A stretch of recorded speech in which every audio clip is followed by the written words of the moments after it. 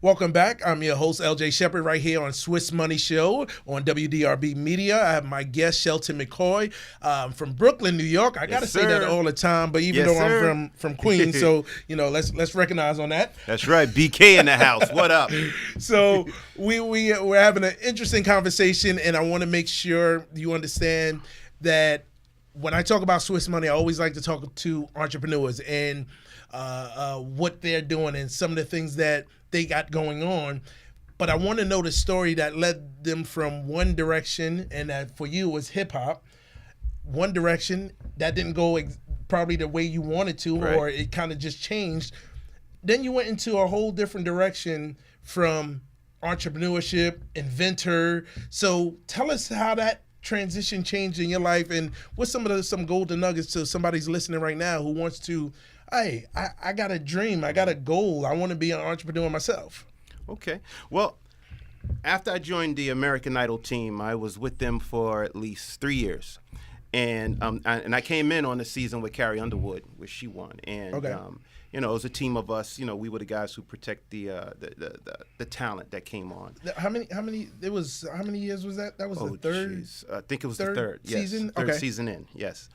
And so she was out on tour. She had an incident that was going on in Los Angeles, some stalker. And then the next thing I know, I get this phone call like, hey, Shelton, she want to keep you as head of security. And then when I saw the numbers, I said, absolutely. Yeah. Let's hit the road.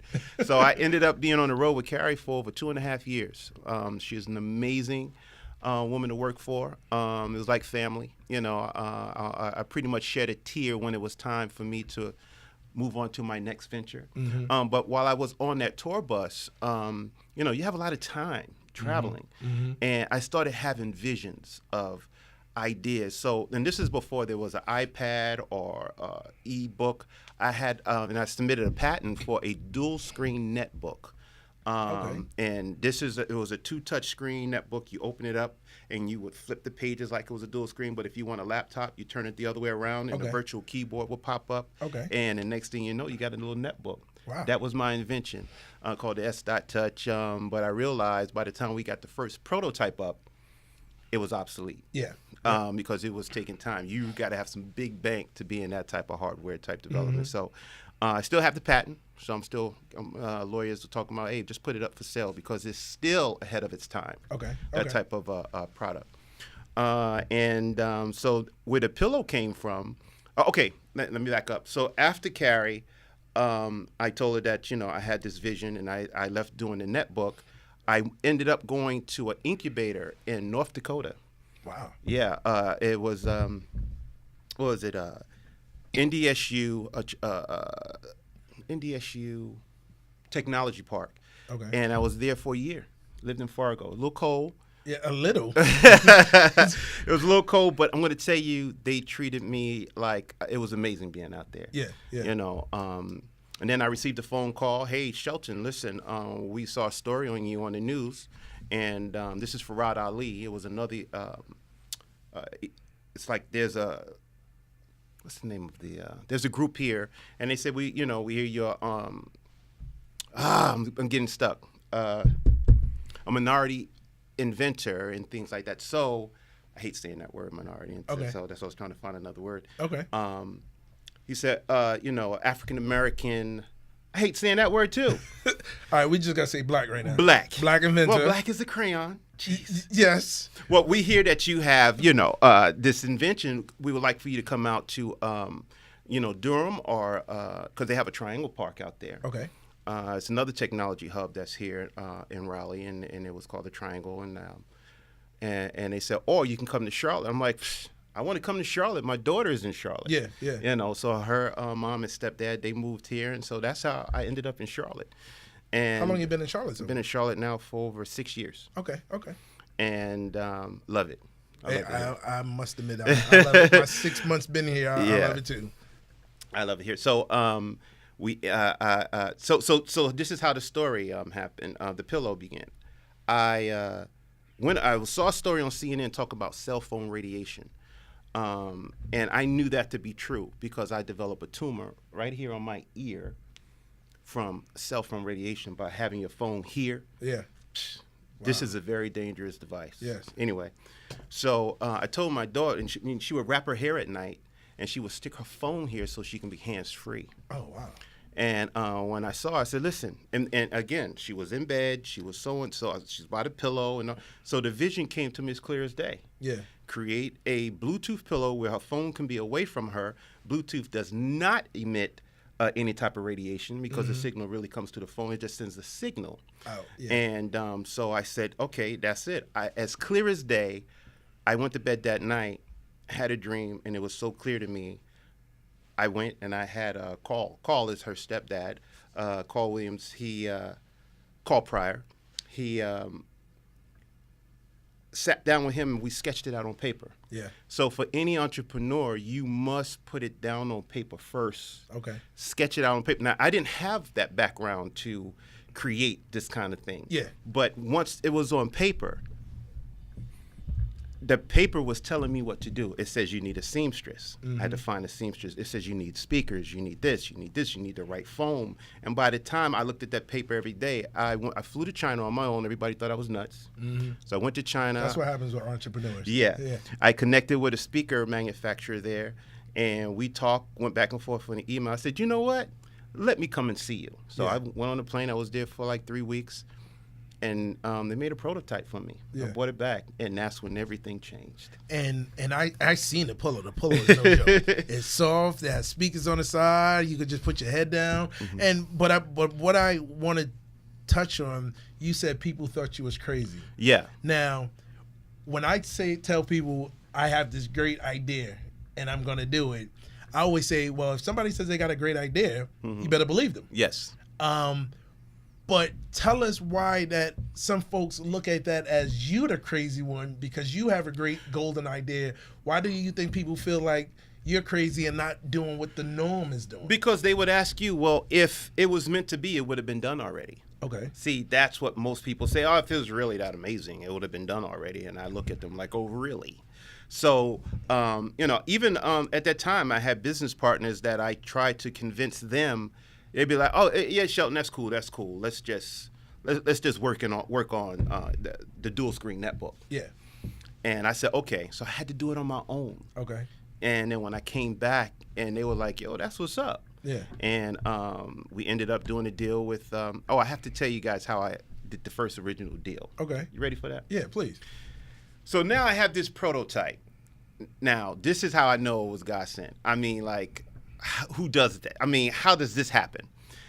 I have this pillow in hand. So a friend of mine, Anthony, he's a bodyguard for Randy Jackson. Okay. And again, American Idol, that's my family. So they say, hey, man, we coming into town. And why don't you show Randy your pillow? I said, okay, cool. He said he'll set it up. So he told Randy Shelton's going to come see you. So I was on my way to the racetrack. That's where they held the auditions. And he said, Randy said, come meet him there. And I'm on my way. I got the pillow. I'm driving because in my mind, Randy's going to, partner with me. We're going to do this big deal. I got, And so I'm on my way. And then Anthony called. He said, yo, dude, meet us right now. Yo, dude, meet us at the Ritz-Carlton. I'm like, man, I'm halfway to the racetrack. Yeah. I said, man, I'll meet you guys tomorrow. And he was like, no. Come now, because I want to see you too. I'm like, all right, dog, I'm on my way. So I U-turn, and I went back to the Ritz-Carlton. So I'm at the Ritz-Carlton. I show Randy the pillow. And so everybody's in the lobby. Everybody's looking at me. Randy, like, who's this dude talking to Randy with the pillow? Yeah. And so Randy was like, dude, what you doing here, man? When you coming back home? I said, dude, my daughter's here. I started a business here. And I showed him the pillow. He said, man, that's really sweet. I like it. But he didn't say, hey, I want to do a deal with you. I want to partner with you. But as I was talking to him and, he started talking, the dude from behind tapped me on the shoulder. His name was David. He said, excuse me, is that a pillow? I'm like, yeah. And I said, all right, Randy, let me talk to this guy for a minute. He said, all right, Doug, want to see you tomorrow? I'm like, yeah, I'll see you tomorrow. And I pitched it to him, not knowing that the guy who I was talking to, he owned a pillow company. Wow. Okay, he owned a pillow company, and it was called Comfort Revolution. They were being distributed by the Sealy Corporation at the time. And we talked and stuff like that, and then I called my business partner at the time. It was Andre, and I said, Dre, look, guess who I bumped into at the Ritz-Carlton. And I told him, and, you know, we went back and forth. And the next thing you know, we did a deal with those guys. Wow. That's how we was able to put out the first pillow, or cushion. Okay. Cushion with a K. But, of course, things, you know, when we released it, we had all the celebrities. You can go to the Instagram and see it. But then some greed started kicking in. Yes, always. And anytime there's drama like that, I walked away from it. Okay. Most people say, you left all that money on the table? I said, no, I need my peace. Yeah. Because, see, if I have to be in the business where I have to be corrupted, I have to, my integrity and everything else is out, and I just feel this rage in me that I need to be a certain person, I back off. And that's, it sounds like that's the same thing you did with the music. Absolutely. The music world. Yes. So your peace of mind is more important. Means than everything to me. Everything else than. Well, we could give you this amount of money to do this or this, and I think that's what happened to me. What happened to music and really a lot of things out there? More money came into play, and then now the moral of everything is just thrown out the window. Yes. Okay. I wanted to make sure I'm on the right track. You're on the right track, because that piece is everything. Because that's the reason why I had to avoid corporate America. I had to avoid, because I have friends that are in corporate America. And they have to take pills and stuff to get up in the morning. When Monday comes, it's like they're stressing out. They come back, and I'm like, "Is it that bad?" Yeah. So yes, that bad. That when you hear that 60 minutes on Sunday nights, and so you know it's over. So I said, you know what? You know, I wanted to live a journey. We're given one life here. That's what they tell us. I have another theory, but that's another story. We're only given one life here.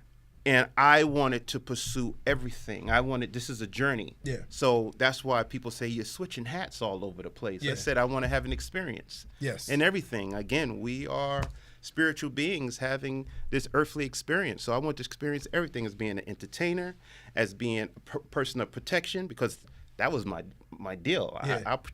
It was in me to protect. I mean, I'm 15 years old. My neighbor had a pocketbook snatch. Something in me just said, jump on that dude. And I went and got him. And now you were about 6. I'm 6'4". 6'4", so you fit the description very well. Well, that's what I think. I have that warrior spirit in me. That's why I had to see. There's a balance in me. I have my mom and I have my dad. Okay. My dad is a warrior. He's no joke. He was like Shaft with 2 pistols on the side. And my mom is this smiley, happy, loving. So I never had a middle guy. Yeah. So whenever I know I'm in an environment where is going to bring up that bloodline of my dad, I get out. Okay. That's why I walk away from a lot of things. Okay. You know, because I said, no. My dad would have just... Anyway, well, another story. let me stop you right there, because I know we're going to go into a whole lot of different conversations. Yes. But right now you listen to Shelton McCoy from Brooklyn. And I'm thank you for coming out. I'm glad I did bump into you. Oh yeah, because you did look like somebody I knew in Starbucks, and but it wasn't you. But we'll be right back. We got some more to come. You're listening to the Swiss Money Show on WDRB Media, the voice of the community, right here, and check out some beats.